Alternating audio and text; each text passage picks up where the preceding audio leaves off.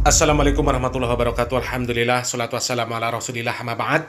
Kaum muslimin yang dirahmati Allah subhanahu wa ta'ala, sangat disayangkan sebagian dari kaum muslimin yang mereka dianggap sebagai orang yang berilmu, sebagai tokoh agama, kemudian berbicara di berbagai media, berceramah, tapi ternyata mereka lebih mendahulukan akal dan juga perasaan di dalam memahami agama ini.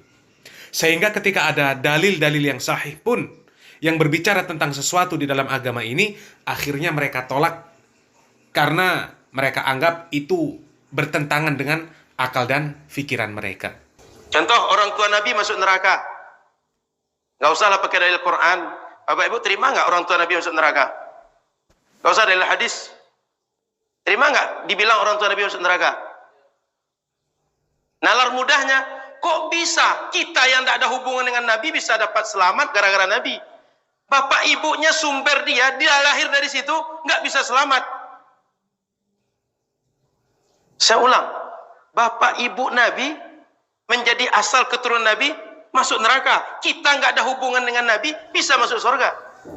Nalar mudah saja. Kaum muslimin yang dirahmati Allah subhanahu wa ta'ala, ini kalau yang berbicara adalah orang yang awam, yang tidak pernah mengenyam pendidikan agama, tidak pernah belajar Al-Quran, tidak pernah belajar hadis, tidak pernah mendengar dan juga membaca penjelasan para alim, para ulama, maka wajar. Tapi ini bergelar LC, penceramah yang selalu tampil di media. Siapa saja bisa mendengar dan bisa menyimak apa yang dia sampaikan. Kok bisa berbicara tentang agama tapi mengatakan tidak usah pakai dalil Al-Quran, tidak usah pakai dalil hadis, tapi pakai perasaan. Perasaan yang didahulukan, ini bagaimana?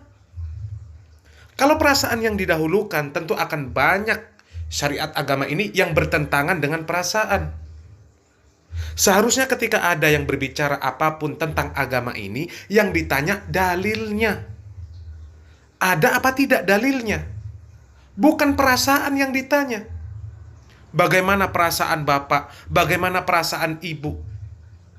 Ini bukan permasalahan perasaan, tapi permasalahan wahyu. Seandainya tidak ada wahyu yang kemudian dijadikan dalil bahwa orang tua Nabi Ibrahim alaihissalam kafir, anak dan istri Nabi Nuh alaihissalam kafir, istri dari Nabi Lut kafir, paman dari Nabi Muhammad SAW kafir, maka siapa yang berani mengatakan bahwa orang-orang tersebut kafir? Wallahi, tidak akan ada yang berani yang mengatakan seperti itu, kaum muslimin. Tapi karena Allah dan Rasulnya yang mengatakan seperti itu, maka kita harus mengatakan seperti itu juga. Tidak boleh kita merubah-rubah, memalingkan maknanya. Kalau perkara-perkara tersebut ditimbang dengan memakai perasaan, maka tidak akan ada yang bisa menerima kalau orang tua Nabi di neraka, anak istri Nabi di neraka, paman Nabi di neraka, bahkan dikatakan kekal di dalam neraka. Na'udzubillah min dalik. Para nabi, mereka adalah manusia yang paling mulia di muka bumi ini. Tidak ada manusia yang lebih mulia dari mereka. Begitu juga dengan Nabi Muhammad SAW. Seandainya tidak ada hadis yang sahih yang mengatakan bahwa orang tua Nabi masuk neraka, wallahi, tidak akan ada yang berani mengatakan seperti itu kecuali orang-orang kafir. Yang mereka berani mengatakan sesuatu yang Allah dan Rasulnya tidak pernah mengatakan sesuatu tersebut. Bayangkan kaum muslimin. Di dalam surat An-Nahl ayat 123 Allah subhanahu wa ta'ala mengatakan, Summa auhayna ilaika anittabi' millata Ibrahim hanifa wa ma kana minal musyrikin. Kemudian kami wahyukan kepadamu, wahai Muhammad, ikutilah agama Ibrahim, seorang yang hanif, dan bukanlah dia termasuk orang-orang yang mempersekutukan Allah. Kemudian di dalam surat Al-An'am ayat 161 Allah subhanahu wa ta'ala mengatakan, Qul innani hadani rabbi ila suratim mustaqim dinan qayyiman millata Ibrahim hanifa wa ma kana minal musyrikin. Katakanlah, sesungguhnya aku telah ditunjuki oleh Tuhanku kepada jalan yang lurus, agama yang benar, agama Ibrahim yang lurus, dan Ibrahim itu bukanlah termasuk orang-orang yang musyrik.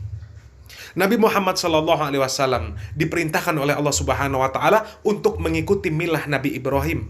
agama Nabi Ibrahim. Dan Anda tahu siapa bapak dari Nabiullah Ibrahim alaihissalam? Orang tua Nabi Ibrahim adalah pembuat berhala dan mati dalam keadaan kafir. Kalau Anda memikirkan dengan perasaan, bagaimana mungkin Nabi Ibrahim alaihissalam yang Nabi Muhammad SAW diperintahkan untuk mengikuti beliau, ternyata orang tua beliau masuk neraka. Nabi Nuh alaihissalam, anak dan istrinya masuk neraka. Kalau Anda mendahulukan perasaan, bagaimana mungkin seorang nabi tidak bisa menyelamatkan anak dan istrinya? Nalar mudahnya saja. Kok bisa orang tua nabi, anak nabi, istri nabi, paman nabi, saudara nabi, yang mereka keluarga nabi, keluarga manusia yang paling mulia di muka bumi, kok nggak bisa selamat? Sementara umatnya, sementara kita bisa selamat. Itu kalau beragama menggunakan nalar. Nalar yang diutamakan. Dan alangkah lemahnya nalar manusia apabila digunakan untuk menentang wahyu. Na'udzubillah min dzalik. Dan dari ini bisa kita ambil pelajaran bahwa urusan surga, urusan neraka itu bukan karena nasab. Mau orang tua nabi, anak nabi, istri nabi, paman nabi, keluarga nabi, kalau tidak beriman dan beramal soleh, maka dia masuk neraka. Jadi mereka yang berbangga diri karena merasa menjadi keturunan nabi, perhatikan, tidak ada manfaatnya berbangga dengan nasab. Rasulullah SAW mengatakan, "Waman bata'a bihi amalu lam yusri bihi nasabu." Barang siapa yang lambat amalnya, maka tidak akan dapat ditolong oleh nasabnya. Itulah kaum muslimin pentingnya ilmu. Sampai-sampai Al-Imam Bukhari membuat di dalam kitabnya yang diberi nama oleh beliau Al-Ilmu Qoblal Qawli wal Amal. Ilmu itu didahulukan sebelum berbicara dan beramal. Sehingga apapun yang disampaikan, apapun yang diamalkan, semuanya berdasarkan ilmu. Dan ilmu di dalam Islam utamanya adalah qala Allah wa qala Rasul. Wallahu a'lam bishawab. Semoga yang sedikit ini bermanfaat. Barakallahu fikum. Wassalamualaikum warahmatullahi wabarakatuh.